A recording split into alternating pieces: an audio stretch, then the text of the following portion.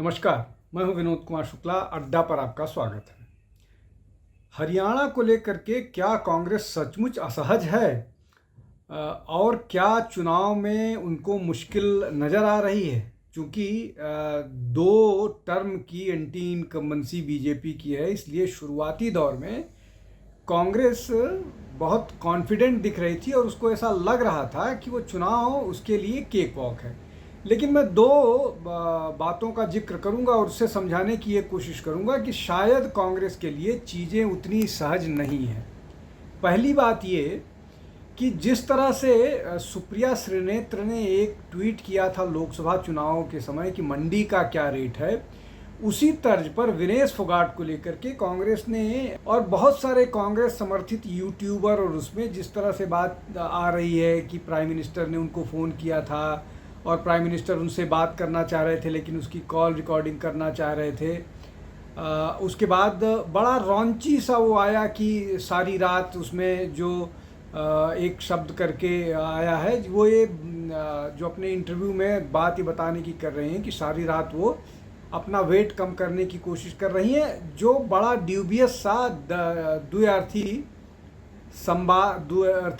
वो कोटेशंस के साथ कांग्रेस के सोशल मीडिया पर और बाकी कांग्रेस से जो उनसे नज़दीकी हैं, इनको कह लीजिए दरबारी मीडिया हैं या कांग्रेस से समर्थित जो यूट्यूबर्स हैं, वो इस तरह की बातें लगातार कह रहे हैं। तो ये जो मैंने जो बातें कही, 2 बातें, वो क्या कांग्रेस को असहज कर रही हैं और कांग्रेस अपना कॉन्फिडेंस लूज कर रही है? क्या ऐसा नज़र आ रहा है और इसीलिए कांग्रेस इस तरह की बात कर रही है जो उन्होंने सोशल मीडिया पर विनेश फोगाट के इस स्टेटमेंट को या इस तरह की बातों को अभी टेलीकास्ट कर रही है? हालांकि उसका जवाब उनकी बहन बबीता फोगाट ने दिया है, उसमें बहुत सारे प्रश्न किए हैं जिसके जवाब उसके नहीं है। लेकिन हम आज बहनों के झगड़े पर या पारिवारिक झगड़े पर नहीं जाते हैं, चुनाव की बात करते हैं। दूसरी घटना जो है वो ये है कि अशोक तंवर को, जो भारतीय जनता पार्टी में थे, 1 बजे तक, कल वो 1 बजे तक भारतीय जनता पार्टी के लिए प्रचार कर रहे थे और 3 बजे उन्होंने महेंद्रगढ़ में राहुल गांधी की उपस्थिति में वापसी की कांग्रेस की, और आज उन्होंने फॉर्मली इसको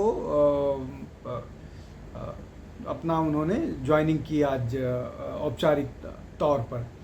अब इसको समझने की कोशिश करते हैं कि क्या है इस पूरे मामले में, क्यों कांग्रेस इस तरह के डेस्परेट मूव्स उठा रही है। क्या कांग्रेस के ज़मीन के नीचे से सचमुच पैरों के नीचे से एक बार ज़मीन खिसकती हुई नज़र आ रही है और लग रहा है कि कहीं ऐसा तो नहीं कि ये दूसरी बार के बाद ये तीसरा मुकाबला भी हार जाए? हालांकि सोशल मीडिया उनका जब चुनाव शुरू हो रहा था तो 55, 56, 60 तक दे रहे थे, लेकिन क्या वो 55-60 वाली स्थिति है या मध्य प्रदेश रिपीट होने वाला है, ये समझने की कोशिश करते हैं और समझने की कोशिश करते हैं कि किस तरह से कांग्रेस के नेताओं में आप जो उनके चुनाव प्रचार है उनमें कॉन्ट्राडिक्शन किस तरह से निकल करके आ रहा है। अब विनेश फोगाट ने बहुत अपनी जो उनकी रैली थी उनकी विधानसभा में, उस रैली में प्रियंका गांधी भी शामिल हुई थी।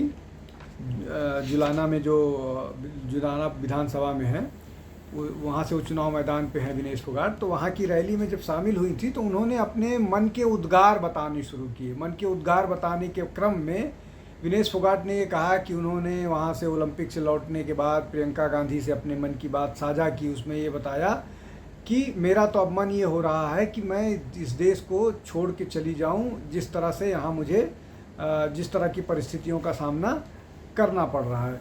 उसके बाद प्रियंका ने बोला कि ऐसे ही भाव जब उनके पिता की हत्या हुई थी तब उनके मन में भी आए थे, लेकिन उनको जनता का सम्मान मिला। अब ये अलग बात है कि प्रियंका गांधी अपने पिता के हत्यारों से ही जेल में जा कर के मिली और उसके क्या कारण थे, क्यों मिली, ये सब अभी भी अनएक्सप्लेन्ड है। तो अब विनेश ने ये कहा कि उनकी स्थिति है। अब इसमें सोचने वाली बात यह है कि क्या किसी स्पोर्ट्स पर्सन को जिस तरह की सुविधाएं विनेश को दी गई थी उस तरह की सुविधाएं स्पोर्ट्स पर्सन को कहीं नहीं मिलती हैं। उनको जो भी संभव हो पाया सरकार के उसमें था वो किया गया। सबसे महत्वपूर्ण बात यह है जो उनकी बहन बबीता ने एक इंटरव्यू में बोला कि जितने भी ओलंपिक मेडलिस्ट थे सब के साथ उनके कोच खड़े थे, लेकिन विनेश के साथ उनका कोच नहीं खड़ा था। विनेश के साथ दीपेंद्र हुड्डा खड़े थे, कांग्रेस के नेता खड़े थे। और जो जंतर मंतर पर विरोध किया विनेश ने, वहाँ पर भी वो था। और ये पूरा का पूरा जो ये पूरा विरोध वाला था, जंतर मंतर से लेकर के उनके पेरिस से वापसी तक, ये सारा का सारा विनेश फोगाट, दीपेंद्र हुड्डा, भूपेंद्र हुड्डा, मतलब ये पूरा उन्हीं के द्वारा योजनाबद्ध तरीके से किया गया था। और इसमें कांग्रेस सक्रिय रूप से शामिल थी। और इसका कल्मिनेशन विनेश फोगाट का राजनीति में आना ही था, उसके अलावा और कोई दूसरा इसका विकल्प नहीं था। और वैसा ही हुआ। ये पहले दिन से लोग कहना शुरू कर दिए थे कि विनेश को अब राजनीति करनी है और ये राजनीति का ही हिस्सा है ये जो वो कर रही हैं। खैर, अब और आगे बात करते हैं कि प्रियंका गांधी ने अपने, जब वो प्रचार कर रही थी हरियाणा में, तो प्रचार में उन्होंने बात कही कि जो विपक्ष है उस देश को जातियों में बांटने की कोशिश कर रहा है और हम जातियों से ऊपर उठ करके चुनाव लड़ेंगे और सबको न्याय दिलाएंगे। न्याय की बात दीपेंद्र हुड्डा ने की, लेकिन अगली ही सांस में प्रियंका गांधी ने बोला कि जातीय जनगणना होनी चाहिए। तो जातीय जनगणना करके आप जाति के नाम पर इस देश में बंटवारा नहीं कीजिएगा, लेकिन दूसरे पर यह कांग्रेस आरोप लगाएगी कि वो जाति के नाम पर बंटवारा कर रही। यही बात उनके पिता, उनकी दादी और उनके पिता के नाना कहा करते थे कि ये जो जाति के नाम पर रिजर्वेशन है, जो जाति के नाम पर या जातिवाद जो है, इस देश के लिए नासूर है और ये इस देश में सिर्फ बंटवारा करता है। ये अंग्रेज़ों की तरह से फूट डालो और राज करो वाली नीति का एक हिस्सा है, जो उन्होंने मंडल कमीशन की डिबेट के दौरान पार्लियामेंट में बोला था। लेकिन अब ये कह रहे हैं कि नहीं, ये जो जातीय जनगणना है ये जोड़ने के लिए है, ये तोड़ने के लिए नहीं है। मतलब ये तर्क अपने आप में बड़ा अद्भुत है। और इस तर्क को सिर्फ दो ही लोग एक्सप्लेन कर सकते हैं। एक कांग्रेस के जो नेता प्रतिपक्ष हैं लोकसभा में, और दूसरा कांग्रेस की राष्ट्रीय महासचिव प्रियंका गांधी। बाकी जो बाकी गांधी परिवार के प्रवक्ता हैं वो भी इनको एक्सप्लेन करते हैं, लेकिन वो अपने फीडबैक या क्या लाइन लेना है वो गांधी परिवार से ही लेते हैं। इसके अलावा कृषि आंदोलन अग्निवीर को लेकर के भी बहुत सारी बातें कही गई कि कृषि आंदोलन को लेकर के जैसा हुआ, अग्निवीर को लेकर के। अब इसमें कृषि आंदोलन की भी बात करते हैं। अगर कृषि आंदोलन का प्रभाव इतना ही ज़्यादा था तो बीजेपी को लोकसभा 2024 के लोकसभा चुनाव में एक भी सीट नहीं जीतनी चाहिए थी। किसान जिस तरह से अगर ये कह रहे हैं कि किसान नाराज़ था। दूसरा, सबसे ज़्यादा अगर कोई किसी भी राज्य से सेना में और पैरामिलिट्री फोर्सेस में है तो वो हरियाणा में है। तो अगर किसान नाराज़ है और आर्म फोर्सेस के लोग नाराज़ हैं, तब तो बीजेपी का सूपड़ा साफ होना चाहिए था। हरियाणा में बीजेपी का सूपड़ा साफ होना चाहिए था, लेकिन वैसा नहीं हुआ। बीजेपी ने सारे झूठ फैलाए जाने के बावजूद वहाँ 5 सीटें जीती हैं 10 में, मतलब आधा सीटें। और अगर विधानसभा की दृष्टि से देखा जाए तो 42 सेगमेंट्स पर बीजेपी आगे रही है लोकसभा के चुनाव में। अब आप बात करते हैं विधानसभा के चुनाव में। विधानसभा के चुनावों तक आते आते ये बात लोगों तक पहुंच गई है कि जो कांग्रेस ने झूठ फैलाया था 2-3 चीज़ों के लिए। पहला कि जैसे ही कांग्रेस सरकार में आएगी, जैसे ही बीजेपी सरकार में आएगी, वो बाबा साहब अम्बेडकर का संविधान बदल देगी। एक, जैसे ही सरकार में आएगी वैसे ही वो रिजर्वेशन ख़त्म कर देगी। दो, जैसे ही वो सरकार में आएगी वैसे ही वो 1-1 लाख रुपए सबको, सारी महिलाओं को देगी। अब इसमें बड़ा मुश्किल वाली स्थिति है। मुश्किल वाली स्थिति ये है कि जैसे ही चुनाव ख़त्म हुआ वैसे ही महिलाएं, विशेष रूप से मुस्लिम महिलाएं, उत्तर प्रदेश और दिल्ली में कांग्रेस के दफ्तर में जा कर के वो 8,500 रुपये या 1 लाख रुपए की मांग करने लगी, जिसको लेकर के कांग्रेस को के जो ऑफिस के लोग हैं उनको ऑफिस छोड़ करके भागना पड़ा। अब हरियाणा चुनाव में वो घर देने की बात कर रहे हैं, तो एक बात पहले ही झूठ साबित हो चुकी है। अब घर देने की बात कर रहे हैं कि प्रधानमंत्री ग्रामीण हाउसिंग योजना के तहत जो गरीब लोग हैं उनको कांग्रेस की सरकार आने के बाद घर उपलब्ध कराएगी और उसके लिए फॉर्म भराया जा रहा है। ये सारा कुछ डेस्परेशन का नतीजा है। अब डेस्परेशन 2024 लोकसभा के चुनाव के समय ये जो सारी रणनीति बनाई गई थी, वो रणनीति पिछले 5-6 महीने में, मतलब आप इसको मान चलिए मई जून से लेकर के नवंबर तक, अक्टूबर तक के बीच में, उसमें से बहुत सारी चीज़ें हैं जिसको लेकर के कांग्रेस अब एक्सपोज हो गई है।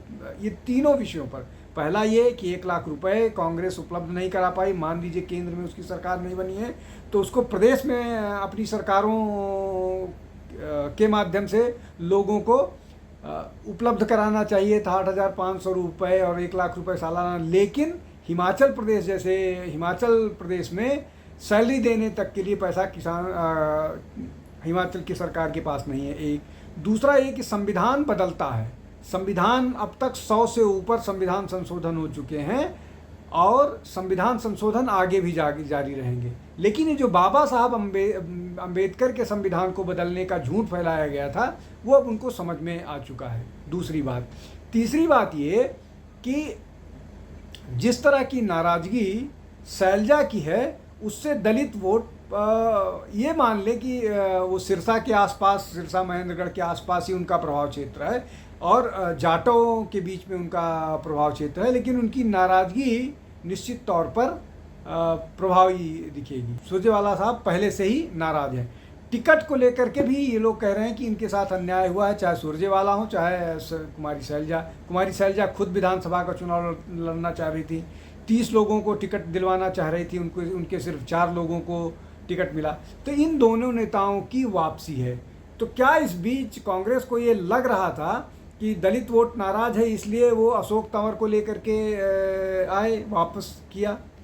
क्या ये जो अशोक तंवर के वापस आने से दलित वोटर खुश होगा या और ज़्यादा नाराज़ होगा?